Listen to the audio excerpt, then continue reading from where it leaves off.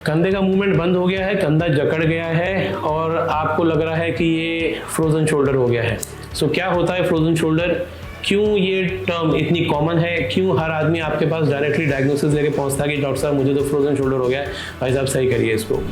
नमस्कार मित्रों, मैं doctor Dilip Mehta, director 360 degree knee and shoulder clinic, और आज आपके साथ जानकारी साझा कर रहे हैं फ्रोजन शोल्डर के बारे में जो आजकल बहुत कॉमन है।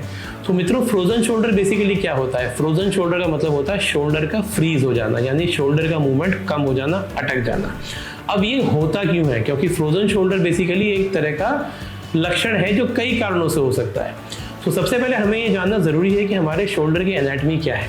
हमारे शोल्डर जॉइंट के अंदर हमारा शोल्डर का जोड़ होता है और शोल्डर के जोड़ के आसपास मांसपेशियां होती है, मसल्स होती है। ये जो मसल्स होती है इन्हें रोटेटर कफ मसल्स कहते हैं और रोटेटर कफ मसल्स हमारे शोल्डर के फोर्स कपल को बैलेंस रखती है।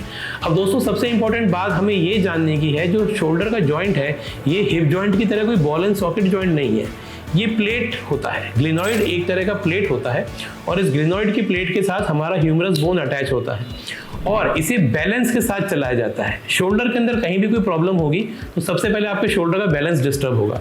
अब ये बैलेंस कई कारणों से डिस्टर्ब हो सकता है, चाहे वह आपके कंधे के अंदर एक हड्डी को बढ़ना हो जिसे हम एसी जॉइंट इम्पिंजमेंट कहते हैं, ये आपके कंधे के अंदर चिकनाई का कम होना हो जिसे हम ड्राइनेस या स्टिफनेस कहते हैं, ये आपके खून में शुगर को ज़्यादा होना हो जिसे हम डायबिटिक कहते हैं। तो जब डायबिटीज़ ज़्यादा होती है तो मूवमेंट कम हो जाता है, कंधे का जोड़ चिपकने लग जाता है और फिर अल्टीमेटली फ्रोजन शोल्डर होता है।